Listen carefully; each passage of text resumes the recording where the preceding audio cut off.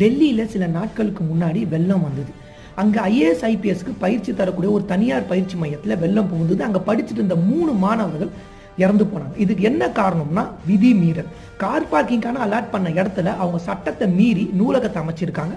அதில் 3 மாணவர்கள் படிச்சுட்டு இருந்தாங்க. அவங்க 3 பேருமே மூழ்கி இறந்து போயிட்டாங்க. கும்பகோணத்தில் தமிழ்நாட்டில் 2004 20 வருஷத்துக்கு முன்னாடி கும்பகோணம் பள்ளி தீ விபத்துன்னு ஒரு சம்பவம் நடந்தது. உங்கள் எல்லாருக்கும் ஞாபகம் இருக்கும். சட்டத்தை மீறி அங்கே ஒரு பள்ளிக்கூடத்தை நடத்திட்டு வந்தாங்க. அது மேல்கூரை ஓலக்கொட்டால ஆனது. தீப்பற்றி சுமார் 94 மாணவர்கள் தீயில கருகி இறந்து போனாங்க. ஒரு மனுஷன் ஒரு இடத்துல சட்டத்தை மீறதுனால அது எவ்வளோ பெரிய விஷயத்தை உண்டாக்குதுன்றதை பாருங்க.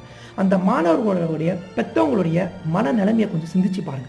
தன்னுடைய பசங்க ஐஏஎஸ் ஆகுங்க ஐபிஎஸ் ஆகுங்கன்னு ஒரு கனவோடு இருந்திருப்பாங்க. ஆனால் அந்த மாணவர்கள் மட்டும் வெள்ளத்தில் அடிச்சுட்டு போகல. அந்த பெற்றவங்களுடைய கனவு வாழ்க்கை அத்தனையுமே வெள்ளத்தில் அடிச்சுட்டு போயிடுச்சு.